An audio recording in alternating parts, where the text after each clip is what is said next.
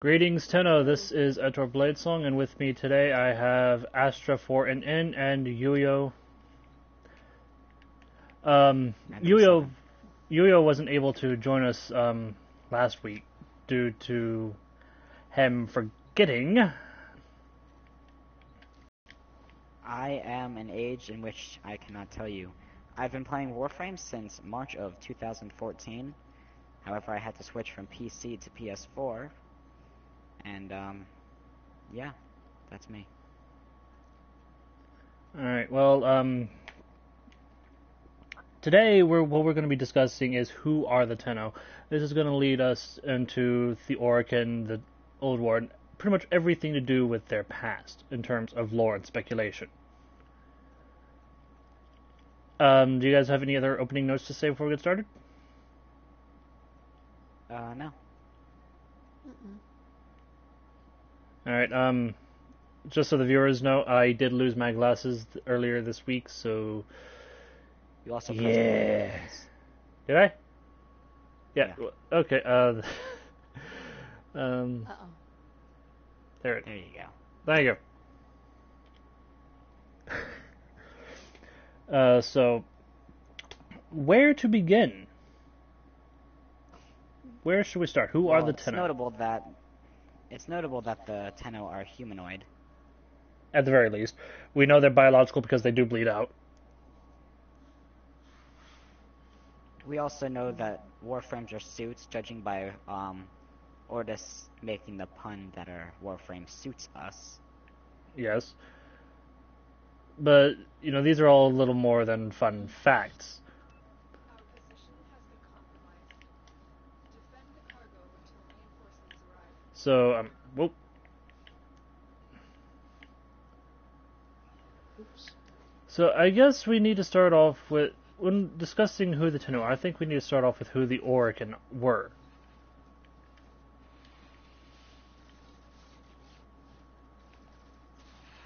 Well, we know that they were featured in the Old War against the Sentients, though I've always pictured them to be more of a Corpus-like people at first. They always used robotics to fight for them, hence why the Sentients were able to turn their technology against them. However, it's also notable that there were humans or humanoid things in the Oricon, because they had to construct all of the robotics. Right. Pretty similar to the Corpus. They have the crewmen as well as the MOAs. Katie, do you have anything to say on this? Again, I warned you. Right. The Tenno. So if that's the question that we're asking, they are, as far as Yuyo has said, they are humanoid, possibly human, ancient, because they've slept in cryopods for Who knows how long? How long? An unknown amount of time. And all I could think of right now, there are a lot of things we could say about the Tenno that we could speculate. There's a lot of speculation, not a lot of flat answers. I think that's about all I could say, unless we have more to add to it. Well, to start off, there are operatives that are mentioned by the Lotus when you do survival missions. There are also what appears to be operatives when you go towards the relay stations. You can see that there are Tenno that are not actually in Warframes. So the Tenno extends beyond Warframes and suits, or Warframes rather.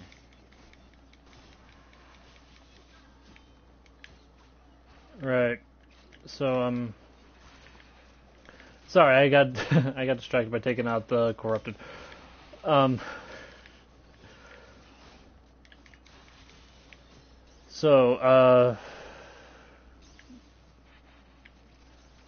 Let's go back to the Old War. For this, we're going to need to look into some of the codices, aren't we? For example, Ember's Codex. That's right. I don't quite remember what Ember's Codex is, so Okay. if you could Ember's refresh Codex my memory. mentions where the Zariman, where an Orokin officer named Colleen was investigating the ship. She came aboard and she found children aboard. And she approached one of them and apparently gotten burned, basically breaching quarantine. She was asked, or rather she asked one of the elder Orokin why were there children aboard, and they were saying that would breach, it's a breach, basically, a protocol. That was the word I was looking for. So that was Ember's codices there in the codex. There's several of it, but so what it sounds like is that the Tenno were possibly humans or Orokin, or if the Orokin were human, were experimented on, but by being sent into the void and being returned. That's again a guess.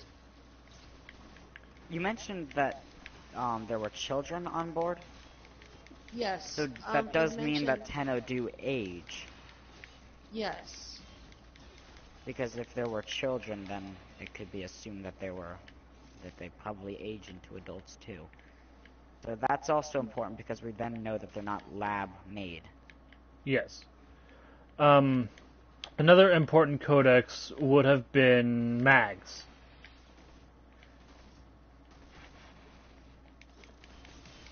Can we Kaylee? specify that one too? Yeah. Kaylee, if you please. Astra? Okay, Mag. Okay. From what I remembered from Mag and from what I read, there was a group of ships being sent on a mission of unknown purpose. One of the soldiers aboard the ships described a Mag warframe aboard the ship. And he stated that he had been a Tenno denier, that they were twisted freaks from the void, and that he had never believed that anything about them until he had seen one aboard for himself. In this story, he landed up nearly dying on the mission, and it appeared the Tenno who was there saved his life, but asked him to continue fighting at their side, which the person apparently would have had to do anyway. It would mean that there must have been some kind of experiments done on the Tenno when they were an experiment. They were seen as near legend, almost fiction. They were feared as well as respected. I'm sorry, you say that, I have to thank Red Veil. Well, yeah, that's about the size of it anyway. But yes, but if you looked at the story for Mag, he did fear them. In fact, he saw them as he said they're twisted monsters. Are they our saviors, or do we let the monsters out? Again, that indicates fear and respect. So, and I believe when the Mag Codice, when it mentions I believe that the Warframe uses arc wings, he compared it to an angel, which is very unusual. But then again, he might have been near death, so. And lastly, there's also the Rhino Codex. And not Kaylee. to forget also the Excalibur Codex, which is after. Oh, yes, the Excalibur. I didn't quite get a closer look at the Rhino Codex. The only thing I read that was that he was very much an experiment, was apparently tortured. I don't think to the extent of Valkyr, though. And there were two technician or scientists who were speaking at the time. Right. The Rhino Prime Codex also implied cloning being involved. Yes, that as well. And so Tenno can be cloned. Yes. Yeah. And the other thing is that Vor has mentioned a few things. about the Tenno being able to use the warframes. That the warframes are glass for their. It's almost like a glass for their power. It reflects their power. Yeah. That was also mentioned in another codicy, if I recall correctly. They built the warframe a conduit of their affliction. Sounds like the Excalibur Codex. Yes, that is from the Excalibur Codex.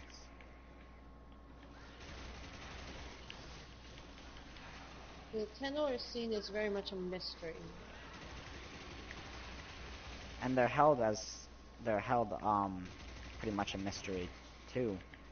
Not just in the codices, but we don't really know why we were in the cryopods in the beginning of the game.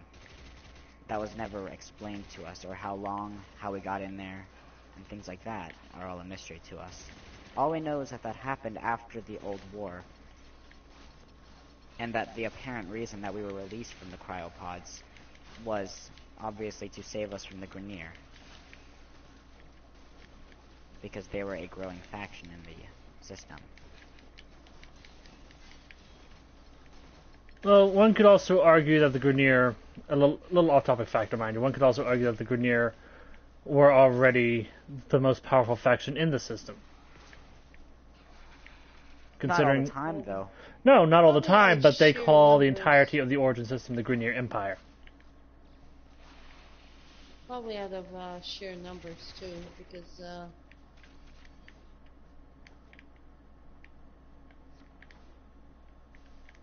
Also, another fun fact is the Grineer used to be Orokin, from what I hear. If They I were recall correctly, that came from Cephalon, Samaris, I want to say. Samaris. But Cephalon anyway, Samaris. back on topic. Who are the Tenno? We, again, as we've covered, we know that they're biological. We know that they're humanoid, or at least transhuman.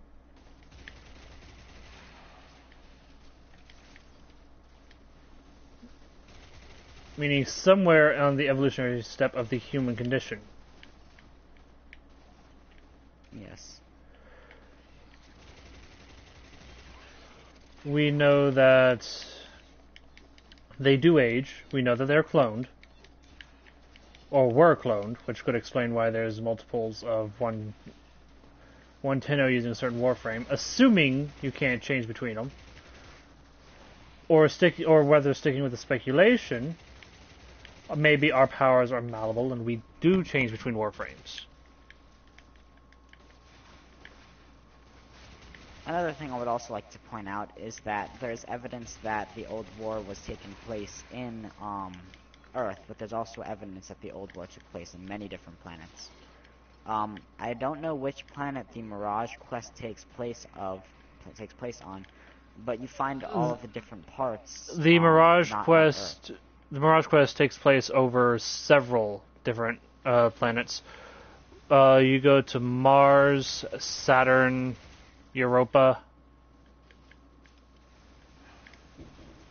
Well, there's also evidence of Earth being involved in it, so that could be evidence of the Tenno origins being on Earth, but that's not fact for sure.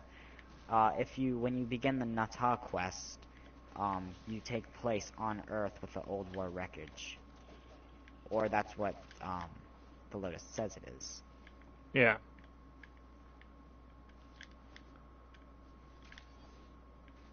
So there is some likelihood that the Tenno were born on Earth, but there's also evidence otherwise from the Mirage Quest finding all of the parts on different planets. But that also might be able to be disproven as just part of the game, because they mentioned how Mirage was killed during the Old War, but if the Mirage was killed, wouldn't all of her parts be on one planet, not spread across the system? Well,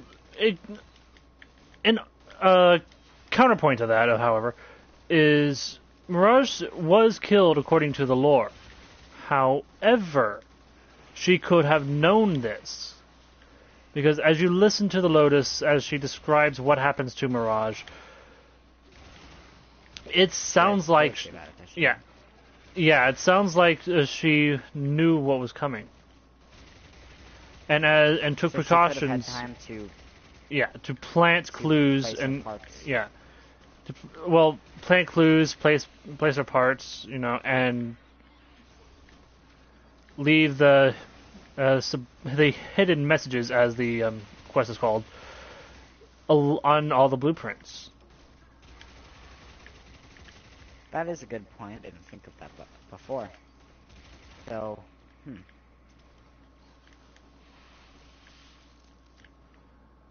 Again, a reminder to the viewers: this is nothing but speculation based on the information we have at this point. we should also make point of Valkyr and the Mesa Warframe. Valkyr being what they say to be forged in the labs of the Zanuka project, and also Mirage was infested initially. Was controlled by the infestation device that Beatless Alad V had been using. Mm-hmm. So it is possible, at least somehow, from Alad V, to use the Tenno or the Warframe's parts. It's not exactly Tenno. Well, the Warframes are closely tied with the Tenno, so I'd say it all counts.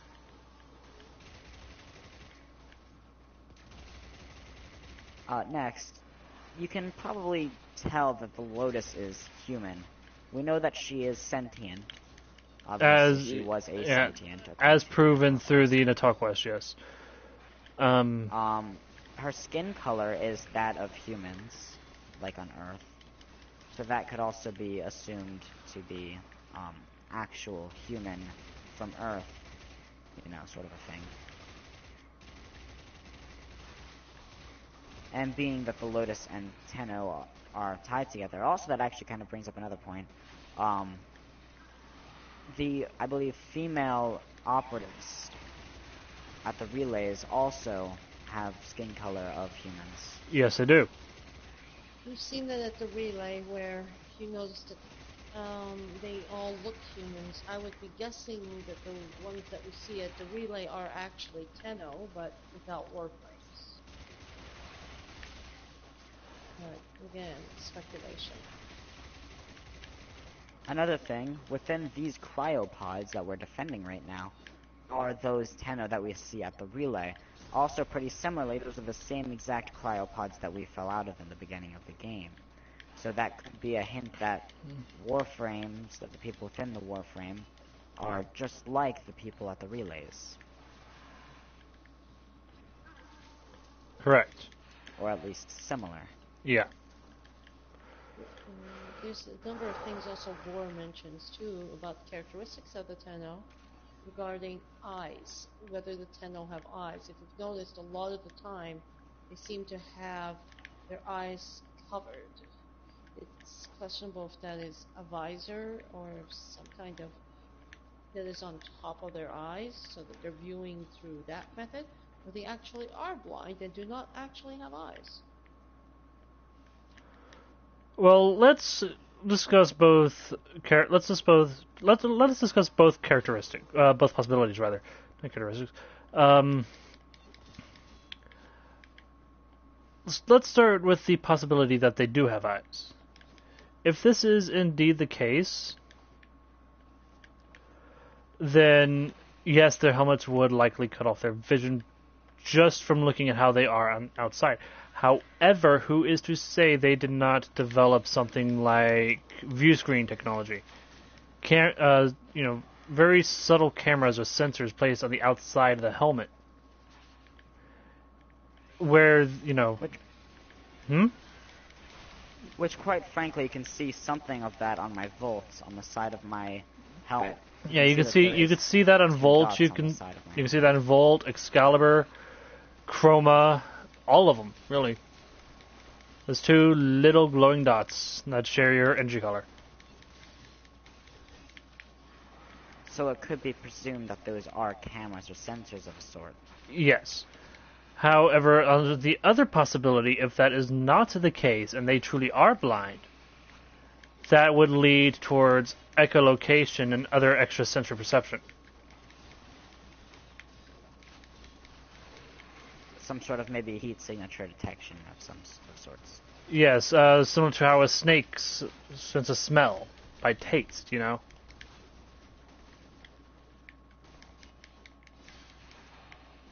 If we have proof that the Orkin are human, it could also be assumed that the Tenno, or my bad, if Orkin are human, then the Tenno are human.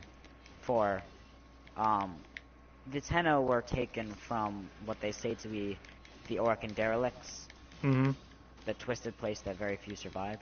Yes. But they were reject Orkins. I'm not sure exactly what that meant, you know, because they call them rejects in the Well, codicy. for that, we need to look at the poem that's getting by the Curious. Which talks what? about the, you know, the That's Curious. also by the way. Oh shit! You know what? You remember what the Curious, right? Who? The I don't the little remember orc this and cat statues. one. Oh, yes, I remember those. If you scan them, you gain pieces of a poem. Okay, and what does the poem say? The poem goes on about about two Orcan sisters whom we can presume are the twin queens of the Grenier, which we will discuss in another episode, by the way. But Extract or not, because the crab pot's getting pretty bad. yeah, let's extract. But it goes on to say that pretty much from my understanding of the poem, the twin queens were Siamese twins, saved from surgery that would kill them by their father. Okay, so that makes them seem to be biological, born of a mother, correct? Yeah.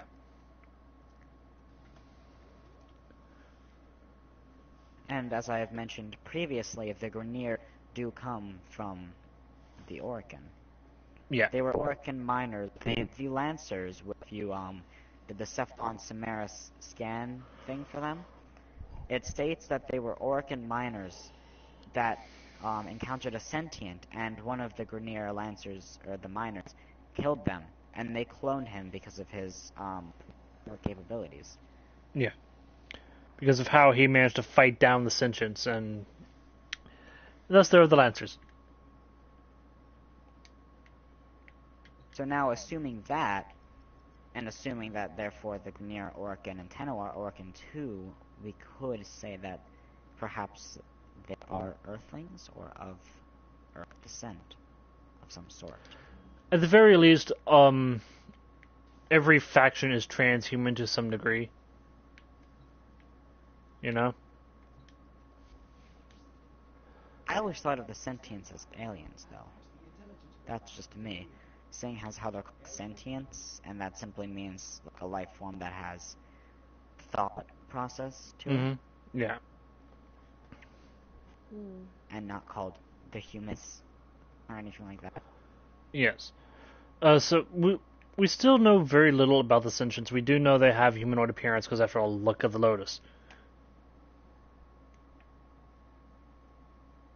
But at the same time, during the Nata quest, there's a strange, disfigured-looking thing. I forget what his name is. The one that calls Lotus Nata, and then she's like, "What's that thing that you encounter?" I forget exactly what it was. I haven't done that The one that quest looked like the quite Lotus, but yet. Oh, okay. I've been trying to get Kaylee Well, set up it was for some it. sort of Astra. Astra, yes. Damn it.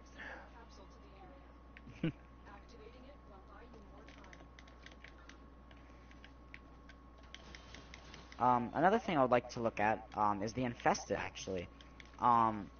Yes, they all do of play the a part in this, Infested don't they? They do play a part in this discussion, don't they? Of the factions, you have the Chargers, which have the look of a Grenier and actually have a Grenier head on the bottom of them. You have the Runners and the crawlers and things like that, and the ospreys, all coming from the corpus. But there's one that does not appear to come from any particular faction, and that would be the Ancients. Right. Yes. The Ancients don't have any discernible faction, so that leaves room for another sentient creature or something to come along. This is true. I kind of fancied thinking of them as oversized technovirus. Actually, going off more on the technocyte virus, the technocyte virus infected a lot of things Orican, hence the Orican derelicts. All of the white plants that you see here in the void became overgrown from the technocyte virus, so it is possible that the technocyte virus does cause things to overgrow.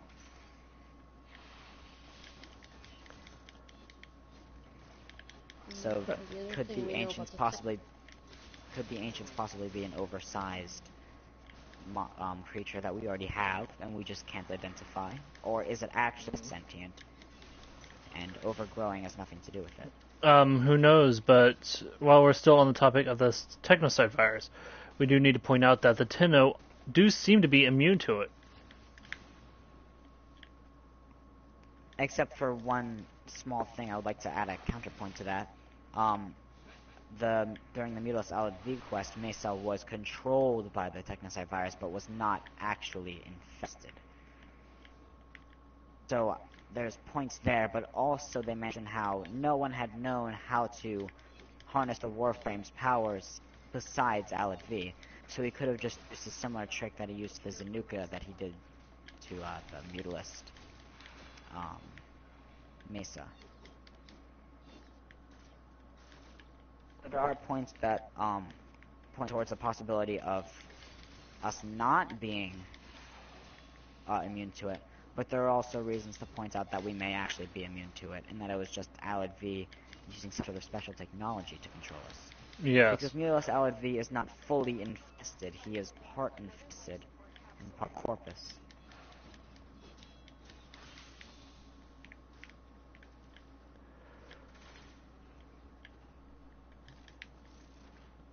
Any points to add on to that?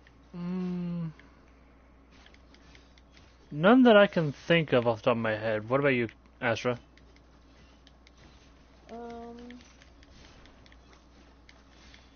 About the technocyte virus, you're still referring to that? The technocyte virus in relation to the Tenno, yes. I would probably say that, yeah, I would agree with Ui that the Tenno are immune to the technocyte virus, or if we were going with that dark sector theory, they might even have been infected with them in the past and have actually developed immunity to it.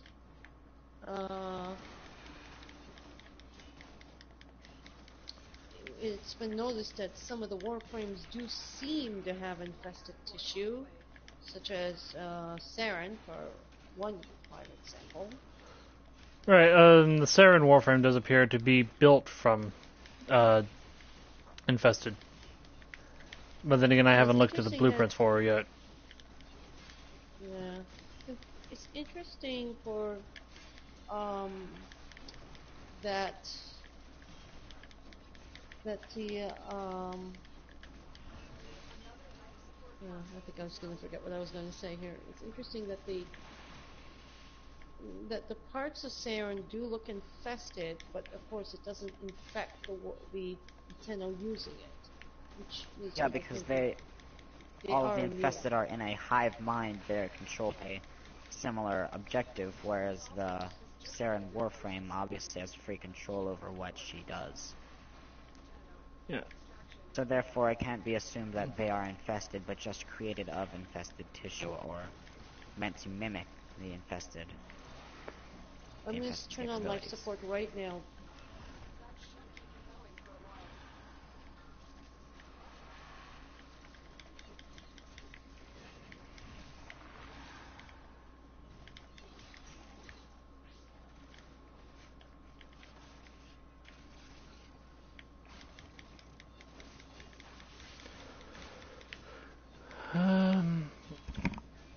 So, Life support incoming. is there anything else that we can at least speculate on in regards to this discussion? Can the corrupted be infested? The discussion was who are the Tenno. True. But you have to get off topic to get more information sometimes. We have to know exactly...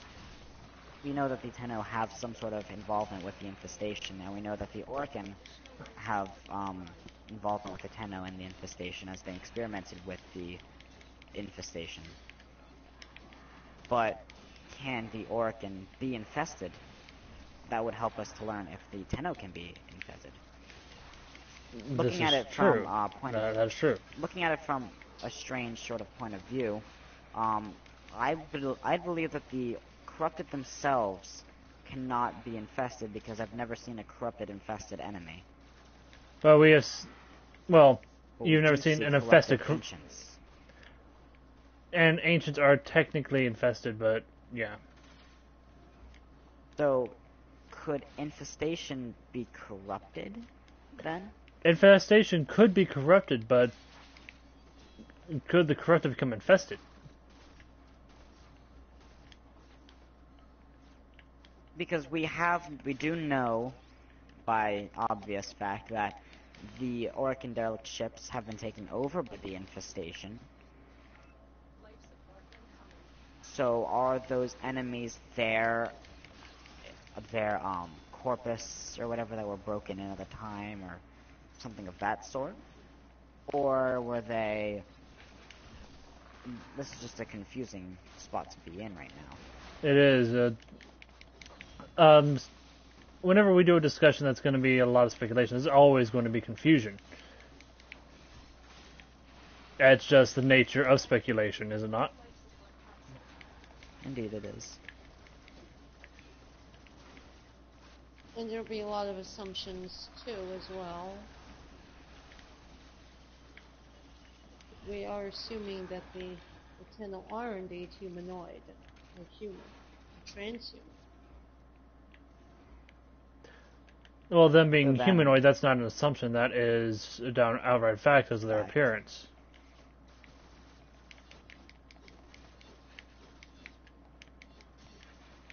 But then again, they all So look far- human. So far we are able to assume that they are biological from the twin queens fact that you pointed out earlier, but they are humanoid because they bleed and because they can be poisoned and simply their shape.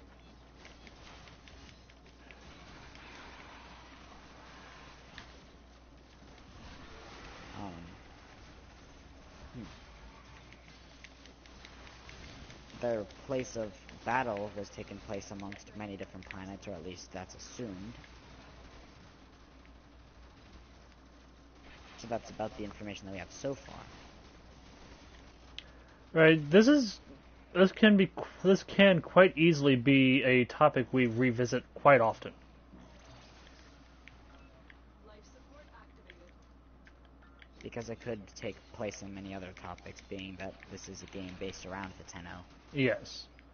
And questioning who the Tenno are is an important thing. Yes, it is. Go on other adventures. Because one example of revisitation becoming necessary is look at DK's early videos, especially when it comes to the Orkin. He goes on in his first video he goes on to say that the Tenno are the villains of the game. But Which is an interesting thing to say. right, but at the time he had very limited information to go with. Because all he was working with at that point was the Stalker's Codex entry. But then when you look at the entire story and the codices of the warframes mentioned, Mag, Ember, Rhino, it would mean the Tenno were seen as being subjected to cruel experiments. They were seen as the scum. I mean, you can see the way the Greniers speak of them. The Corpus speak of them as the betrayed. They have been used and betrayed, and perhaps they have a reason for being as they are and why their loyalty would just be to other Tenno rather than to any other faction, including the Oracle. That brings up a little bit of Excalibur's Codex. We did kill the Orokin, that is mentioned, but it's also mentioned that we are what was it mentioned? What did they call us from the? Do you remember Excalibur's Codex? Not off the top of my head. No, I'd have to look at it, and I can't do that until I get my glasses replaced. Because I forget, they call Tenno something other than Tenno. I forget what it was. But they basically portrayed us as being, like, we were left stranded on the derelicts, so why would we be loyal to the Orokin after they left us there basically to die?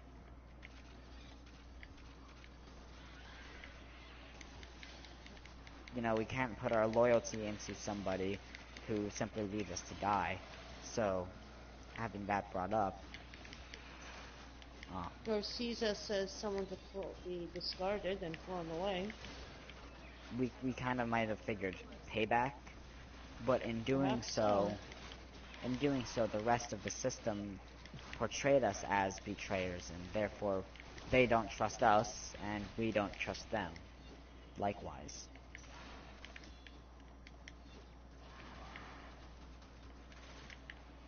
Hence, going back to my comment, even though about Red Veil, even though you mentioned Red Veil, the Tenno are seen as dangerous, feared, respected and also reviled at some point or another. But you have to still maintain your fear of them because they are indeed dangerous.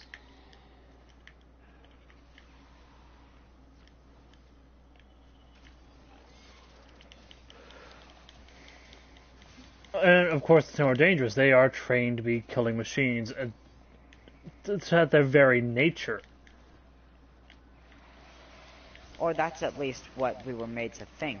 If you look at the Arbiters of Hexus description, it says that they deny the Tenno as warriors speculation because that they believe that sort of limits our abilities to killing, whereas we could be so much stronger with being actual people with rational decisions. Well, with that in mind, it is shown that the Tenno are sentient, and sentience does lead to free will. So it's always going to come to a point where, even if you are born and raised to be a warrior, you're going to want to break that cycle eventually, or at least someone is. The Tenno, I feel as though the Lotus also sort of portrays us as warrior. I mean, she's sort of our thinking brain telling us, you know, what to do. You know, exterminate or... She is our commander and we are loyal soldiers. We don't really think about it. The only time that thought is provoked into the Lotus is during the Natal quest, and, of course, being that Tenno are so-called mutes, we don't really voice our opinion on what we think. We just kind of go through the quest blindly and, you know, do whatever, There's another thing. Who's to say that we really are mute? As in being unable to talk, rather than I feel like we are silent. capable of speaking, however, obviously people outside of the suits can't hear us. And right. There's another point. The Tenno operative does say, "Thank you for saving me." And I'm assuming they're Tenno as well. So therefore Tenno are not mutes. We're just silent as in... We are silent as in unwilling to talk. You have no life support. We need to get out of here. Yes, I don't feel like we're unwilling to talk. I feel as though our enemies don't hear us because we are in suits. Come down. I feel like we would extraction. talk. I said we would. I think that we would talk via radio transmission to other Tenno or something of that sort. Yes, but we would be completely unwilling to talk with our enemies. That could also lead us to why they are unable to hear us. Because they don't have the same technology as we do.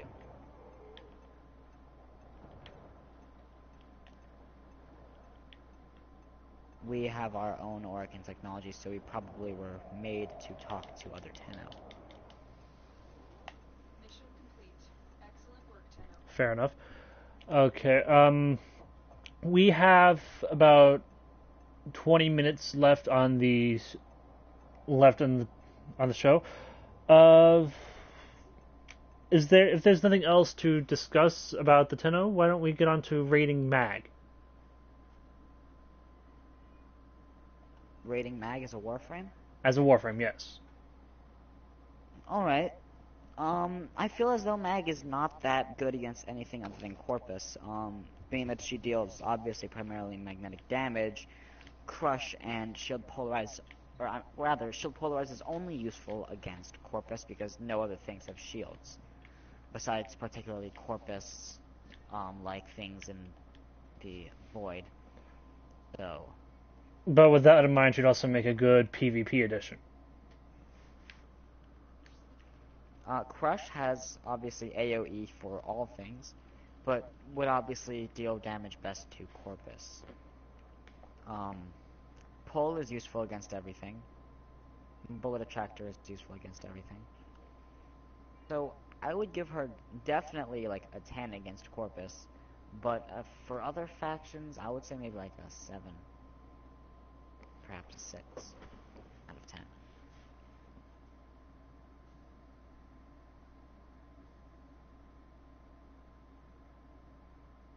Would anyone else like to add to that? Well, we get the way I was thinking about doing it was very analytical. I do appreciate you actually going through and explaining all that. Essentially, what we do is we look at the usefulness of her abilities, how well they work in certain missions, and Okay. total that out, average that out, then average out that for the overall score. Okay. Well, I would say she's probably best for interception missions, being that her shield polarize ability works along with the health of one of the extractors, with one of the excavators, my bad.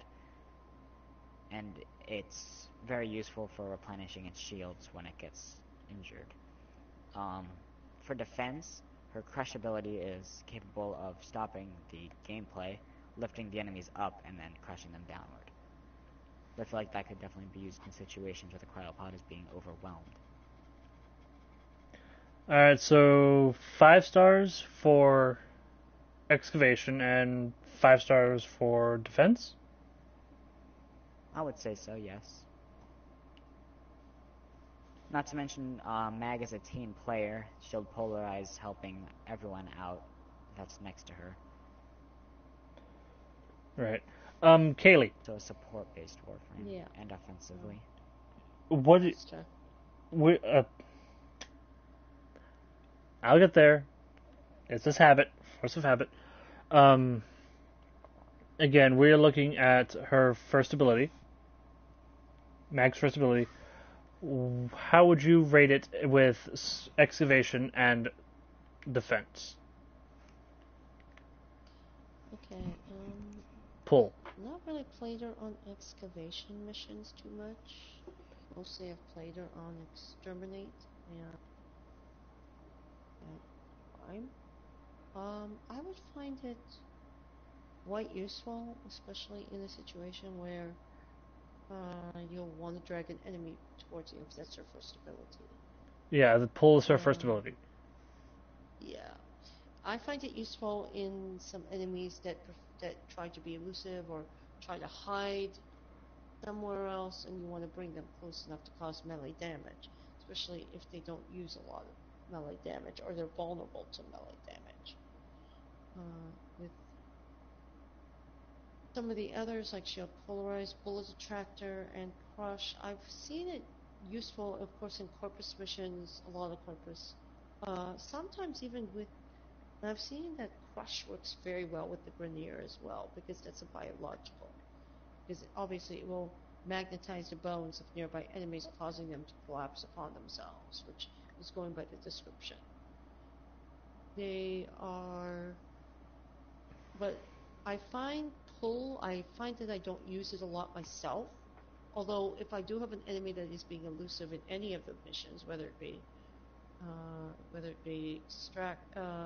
exterminate or extract excavation or defense, or I would use it then. But otherwise, That's not trying to so sound like how I much. play. Yeah. All right, so how would you rate pull and overall effectiveness? I would probably give it about maybe depends, I guess, if the augment mod is on. We're looking at base stats, It's so it's unmodded. I would say it's effective enough if you're trying to drag an enemy. Otherwise, I would just use it simply for that, just to try to drag an enemy to you that's vulnerable to melee damage. That's about the size of it. 4 stars, 4.5, 5, what? Well, maybe 4 stars. 4 stars. All right. Again, the way you were pretty much covering the way I would use it too. Uh, Pulling elusive enemies out of their little hidey holes. So That's exactly right. again, I would give it about 4.5 for an average total of 13.5. For an overall total of 13.5 and an average of 4.5. Next up is Shield Polarize. Um, I know Devin, overall effectiveness. UEO. I'm here. Overall effectiveness of Shield Polarize, 1 star to 5 stars. I would give it probably a 4.5 for reasons that it can't always be used against the enemies, but it can always be used for the Tenno. Okay. And Astra? And we're talking about the Shield Polarize. other. I find it very useful against the Corpus, especially things with shields. I find it not so much against the Grenier, because I don't think they really have shields. I mean, you could do it, but I think the best one is the Corpus because it just practically makes them which is absolutely fun. Okay, and overall rating? Well, give it for Corpus, of course, I would say about 5 out of 5. For others like Grenier, maybe 4 out of 5. It's not as effective because they're not as relying so much on the shields. Alright, so we'll average that up to 4.5 again. Yeah. And I would agree. So that, again, that's another 4.5 average. Bullet Attractor. Yuyo, you're up first. For Bullet Extractor, I'd say it's useful against bosses, but I wouldn't say it's that useful against enemies. So enemies with high amounts of health, it would be definitely useful against. So bosses, Eximus, high-level Eximuses, and whatnot would probably be useful against, but I wouldn't say it could be used in all situations. So I'm gonna give that 3 out of 5 stars. 3 out of 5. Alright, and Astra.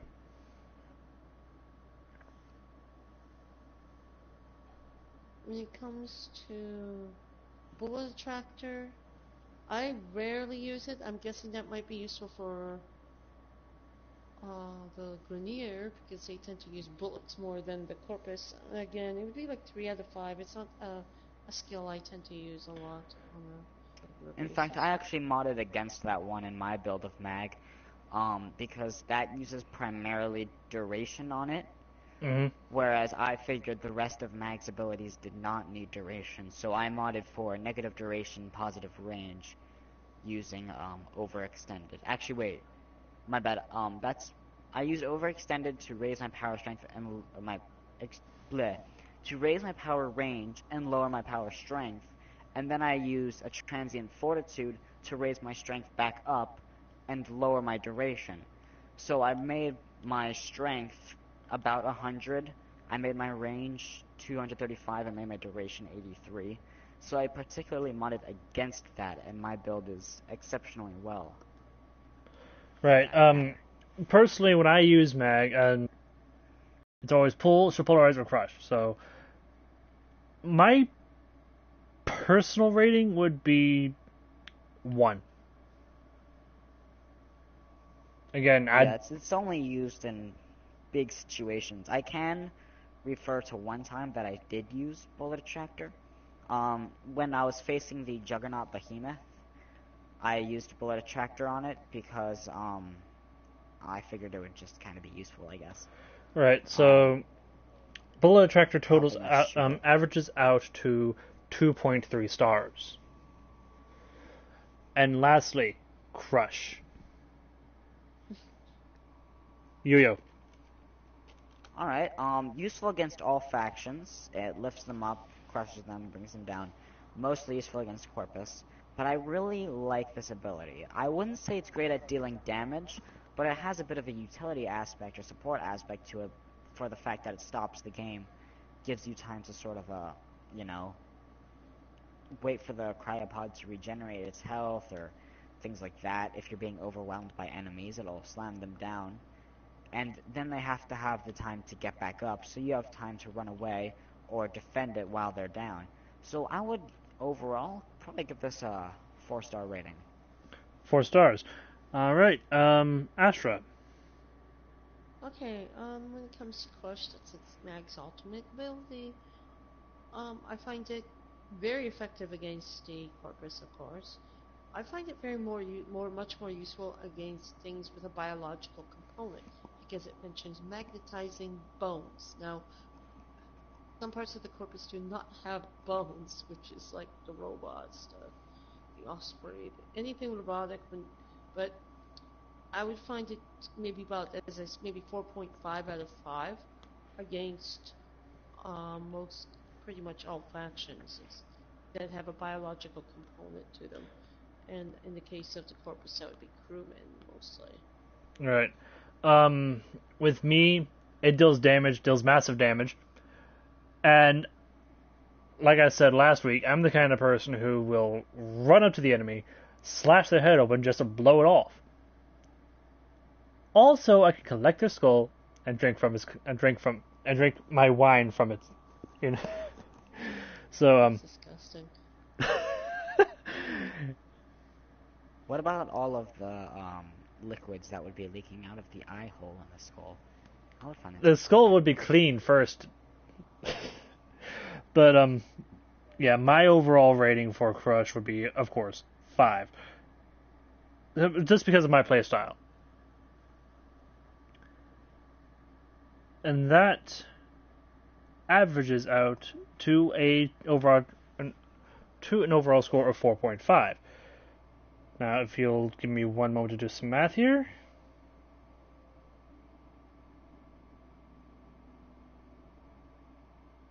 Hey, that's the wrong button.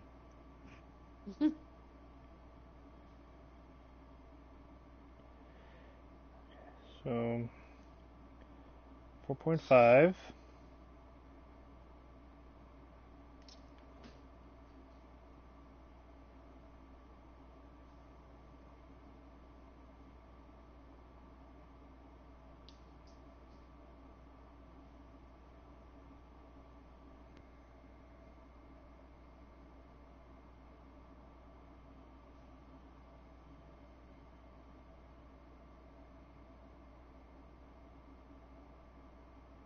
Math is fun, kids. You should try it at home. You should what? I said you should try it at home. Really? Okay, Mag's overall score averages out to 3.95. Out of 5, I would assume. Yes, 3.95 out of 5. Now, what's really hurting the score is Bullet Attractor at an overall of 2.3. I think if they wanted to make Bullet Attractor better, I guess they could actually give a little bit of a buff to it, pretty similar to Shield's, Volt's Shield. They could have it deal extra magnetic damage when you shoot into the Bullet Attractor. Mm-hmm. that would be an interesting buff to add to it, and then would also present use against all of the factions, a little bit more damage. Yeah. So I feel like that Exactly. could definitely bring up her score to a more desirable rating. Right. Yeah. All right. So we are at the end of our show. Any closing statements, words of wisdom, advice? Stay in school, drink your vegetable juice, and don't do drugs. All right. Astra? It's about the same here. I don't usually have much to say on this end. All right. As for me, good night, everyone. Keep calm and blow up the corpus. Stay Tenno. Blame the Grenier. Keep calm and stay Tenno.